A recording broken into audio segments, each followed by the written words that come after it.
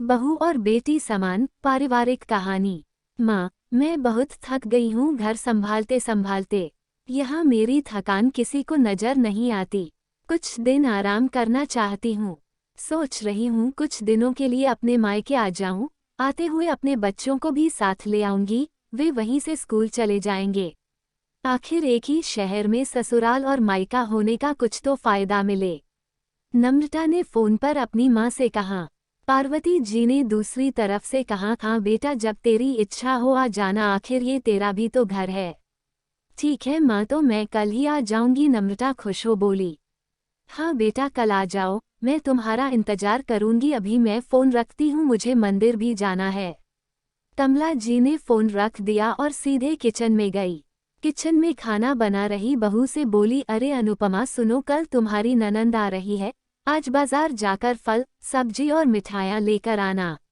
बेचारी मेरी बेटी ससुराल में नौकरों की तरह काम करती है और उस पर कोई ध्यान ही नहीं देता। यहाँ आएगी, कुछ दिन रहेगी तो उसका मन और तबीयत अच्छे रहेंगे। सास के मुंह से ऐसी बातें सुनकर अनुपमा का चेहरा उतर गया। वो मन ही मन सोचने लगी, काश आपको मेरी थकावट भी नजर आती।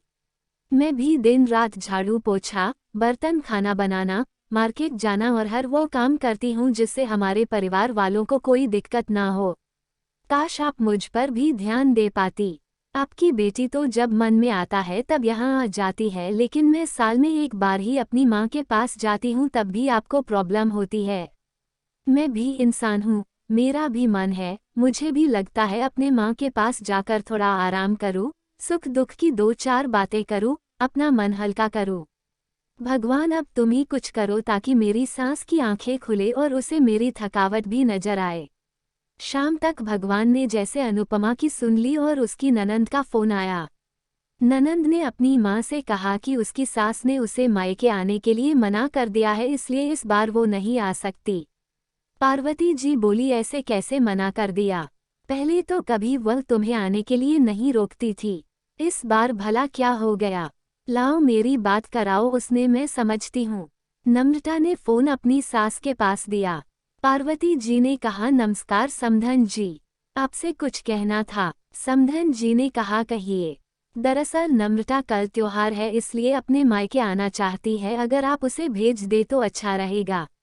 नम्रता की सास ने कहा, देखिए समधन जी, आपकी बेटी मायके जा कर रहे, इस बात के लिए हमने उसे कभी नहीं रोका और इस बात से हमें कोई प्रॉब्लम है भी नहीं। कुछ दिनों पहले मैं अपने रिश्तेदार के शादी में गई थी, वहां आपकी बहू अनुपमा की माता जी से मिलने का मौका मिला।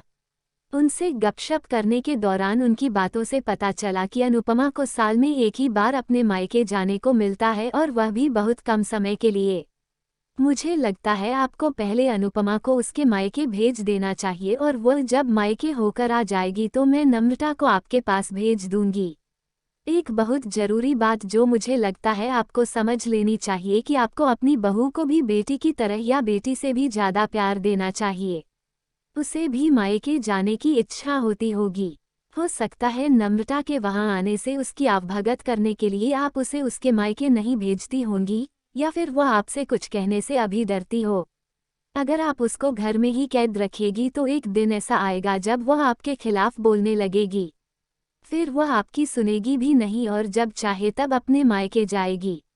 ऐसी परिस्थिति आए, इससे अच्छा है कि आप ही कुछ बदलाव अमल में ले आए जिससे आपका रिश्ता और रिश्ते की मिठास खराब ना हो।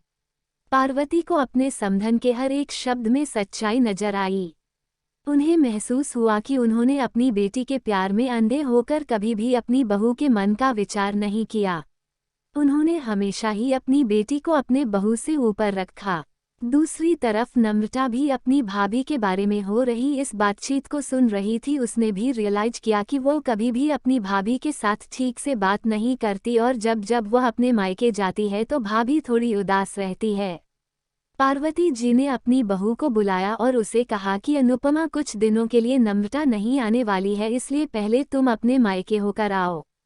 ये सुनते ही अनुपमा का चेहरा खिल गया, क्योंकि यह पहली बार था जब उसकी सास ने सामने से उसे अपने मायके जाने के लिए कहा था।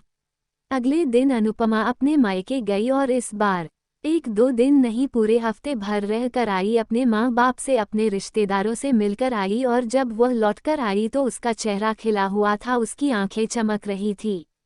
अनुपमा के आने के बाद नम्रता भी अपने मायके आई और इस बार वो खुद सामने से अपनी भाभी से खुशी खुशी मिली और अच्छे से बात की। नम्रता ने अपनी माँ से बात करके उन्हें भी अच्छे से समझने में मदद की कि वो कहीं ना कहीं अनुपमा के साथ गलत व्यवहार कर रहे थे।